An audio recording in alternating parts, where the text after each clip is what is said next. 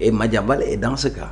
ñu jëm ci wàllu blanchiment de capitaux beneen actualité mais Cheikh Omar appel à l'insurrection war nañ cee peut-être topp nit ba jàpp ko jamono yi ñu dem pour venir ci kaaw ki nga xamante ne moom moo di Pape Malick Ndour ak ñeneen ñu mel ni moom wax ji mu wax ban jàngat nga ci am.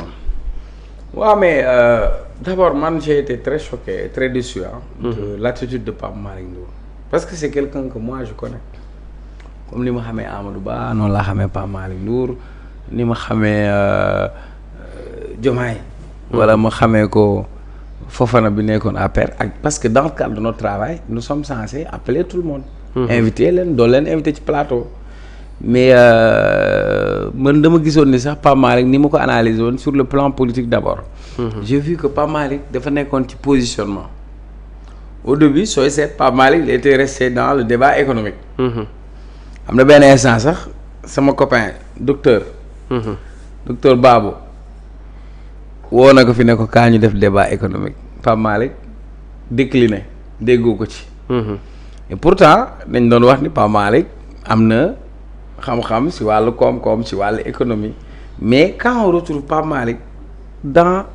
à ce niveau aussi bas pour quelqu'un qui a été ministre de la République pour quelqu'un qui se réclame d'un parti républicain entre guillemets comment tu peux te permettre tenir yenn propos yi pour man c'est des propos gravissimes parce que mënoo toog réew moo xam ni kenn waxul ni amul stabilité réew moo xam ni kenn waxul ni benn institution fonctionné wu ay sénégalais dem ci ay élections yéen la ñu faloon sénégalais yi choisir ñeneen nga ñëw ne phrase bi laay waxa il faut ñu constituer une force pour jële fi ñii xam nga bu yemoon foofu rek du problème bu yemoon foofu mën nañ ne force politique mën nañ ne mouvement loolu problème mais quand tu dis jële fi ñii indi Macky Sall mu eggali mandat bi donc ça veut dire yow tu vas mettre ce mandat à terme ak lan gouvernement de transition indiwaat Macky Sall donc c'est une insulte d'abord pour les Sénégalais jële fi Macky Sall indiwaat ko fii pour lan beneen bi le fait que nga wax loolu li nga wax mooy renverser un pouvoir anticonstitutionnellement amul y a pas un autre mot à chercher ça s'appelle appel à l'insurrection maintenant quand ces avocats bind pour nappaate xëppaate naan waaw ku ci wax dinañ la wax dañ lay plaindre dénonciation calomnieuse parce que Pape Malick wax na wax ji ñu wax rëy na ñu wut seen stratégie pour bañ ku yëkkati kàddu yooyu dégg naa sax am ñuy jaay principe di toog di expliquer mais attends grand Sénégal yaakaar naa kenn waxu fi Diomaye bi mu fi bindee wax fi justice daa dem jëli ko man mii d'accord moo woon ci la mu waxoon Diomaye en personne du dëgg fii da ngay gis gars yi def marche da ngay gis kenn ku xabtal dem bay wax gars yi téye micro bi na ko bul wax parce que xam nañ ni bis bu rëccalee ne nañ jubali nañ dem palais loolu appel à l'insurrection la kon nit ñi dofuñu ñeneen ñi koy jéem a expliquer sur un contexte de marche politique une marche a des objectifs vous marchez pourquoi pour la libération de yamal foofu de Farba yamal foofu am ngeen droit ngeen wax li ngeen di marche mais pour man en âme et conscience Pape Malick li mu wax il n'a qu'à l'assumer maintenant nag j'ai pas compris ba tey Sénégal autorité judiciaire yi lu tax yënguwul ñoom ñoo ko mën a expliquer wala Pape Malick dafa bëgg a ubbi contre-feu pour fay coowam lee mu am digganteem ak Pape Abdoulaye Touré dama mel ni dem ci yenn yi kaso moo gën a noppale dem ci yeneen donc nag loolu nag moom moo xam lan la ci jublu mais ñiy wax ne bu dee Pape Malick dañ koy wax benn wax bu mu wax rek ñu toppee ko appel à l'insurrection kon ça veut dire que ne gouvernement bi amul dara lu ci yokk fa ñu nekkoon rek la ñu nekk ba ñuy jàpp Bassirou Diomaye Faye ci ba muy wax clochardisation ñuy jàpp Ousmane Sonko ci yeneen ak yeneen am na ñuy expliquer ci loolu. non ñuy expliquer loolu seen xalaat la. xam nga ku ne ak sa xalaat. dañu teg état. nous sommes dans une république. ku nekk ak say ax ku nekk ak say yelleef waaye ku nekk sa sañ-sañ waaye ku nekk ak fa nga war a yam. est-ce que yenu na maanaam nit ne nañ dem jël ay yet dem palais génnee ki fi nekk wax boobu nga wax mën na pousse nit ñi pour ñu def loolu. mais am na ñu naan ba Diomaye waxee lu mel noonu ñu jàpp ko dañ doon kaas ne waruñoo jàpp Diomaye. man kaasuma woon ni war ñu jàpp Diomaye. parce que Diomaye dafa bind te lim bindoon lim waxoon mooy magistrats yi ils ont fini de livrer Ousmane Sonko au monstre ni mu ko waxee sax mooy magistrats yi dañoo jël Ousmane Sonko togg ko ba mu ñëw joxe ko pour ñu noonu la ko Diomaye waxee woon. wala waxewu ko woon noonu. li ma d'accordul woon ci Diomaye mooy dañ ko cee booleel yeneen ci yu mu waxul woon parce que li mu waxoon question d'opinion la mais Diomaye dañoo ñëw ñu booleel ko ci lan atteinte à la sûreté de l'État Diomaye collé nañ ko motif ba ne ko da ngaa sàcc téléphone.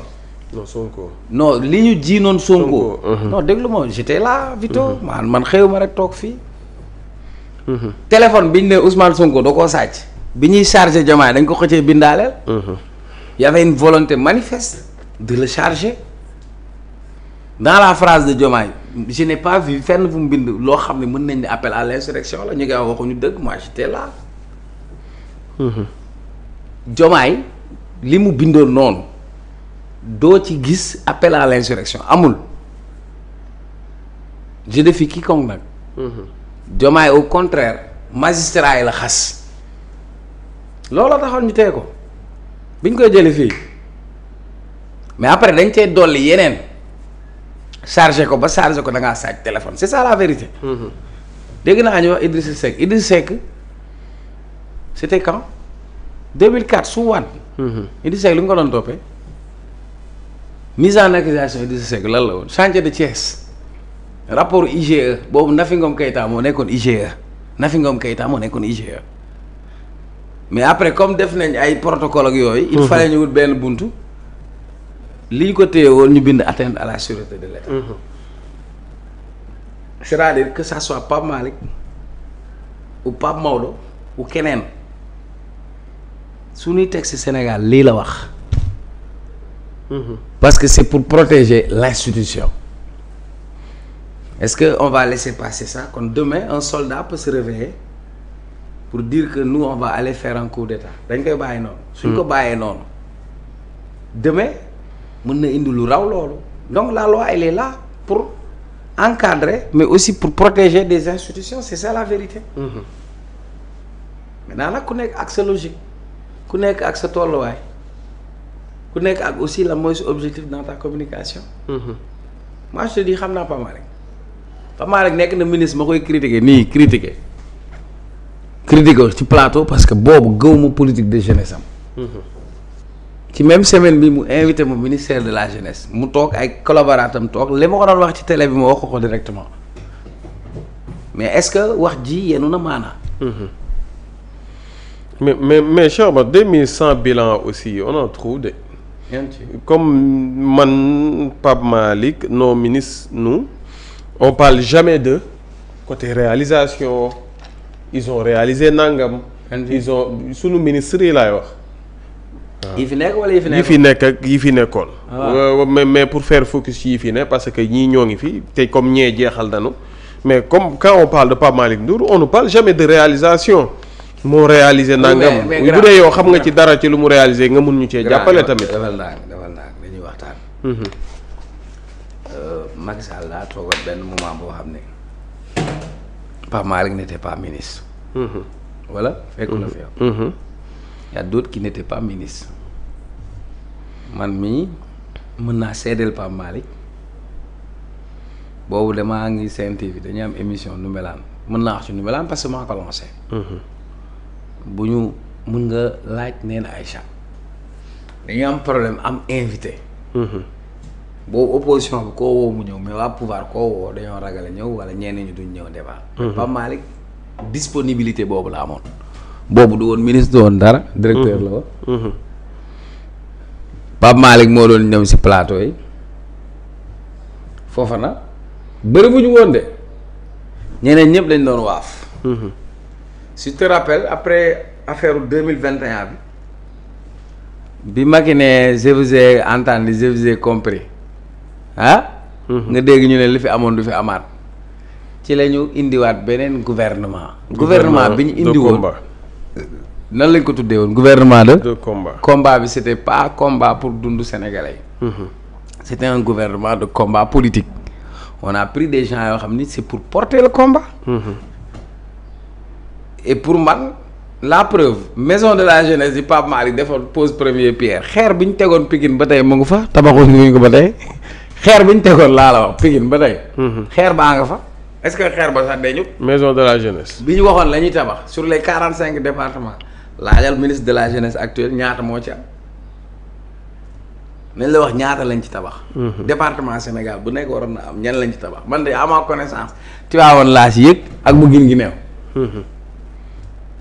donc postes yi ñu leen joxoon c'était pas des postes pour liggéeyal askan bi c'était des postes purement politiques moo tax nga ko doon gis sur le terrain politique.